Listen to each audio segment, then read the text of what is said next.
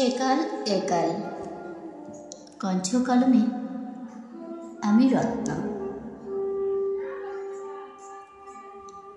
মাটির বুকে এখন মস্ত দেয়াল, ইট পাথরে গড়া। বাইরের জীবন ভীষণ চাকচিক্য, কেবল মনের ঘরে খরা।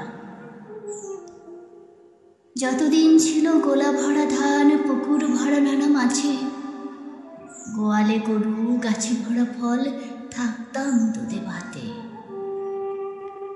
হাসিতে গল্পে দিন কেটে যেত, কষ্টরা থাকতো দূরে। ক্লান্তির অবসাদ ঘুচে যেত সব সন্ধ্যা গানের সুরে।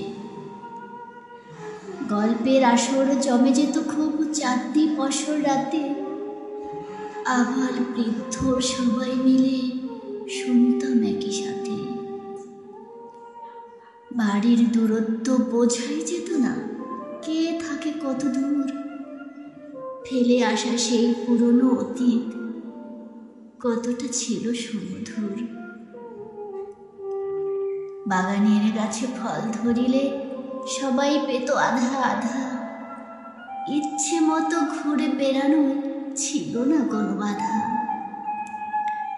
এ পাড়ার ছেলেরা ও পাড়ায় যেত, খেলায় থাকতো মেতে। জীবনে কোনো ঝড় আসিলে মোকাবিলা হতো একসাথে। এখন আছে বড় বড় বাড়ি, শুধু ছোট হয়েছে পরিবার। কে বা কাঁদে, কে বা হাসে, কেউ খোঁজ রাখে না তার। বাড়ির জানালা খোলে না কেউ আর, বন্ধ পাঁচিলের কাজ। এক বাড়িতে মৃত্যু হলেও পায় না কেউ আজ। এমন কঠিন জীবন এখন চেয়েছিল কি তারা? চোখের সামনে করুণ মৃত্যু, দেয় না কেউ সারা। জীবনের মান সস্তা এখন, মনুষ্যত্ব মেলা ভার।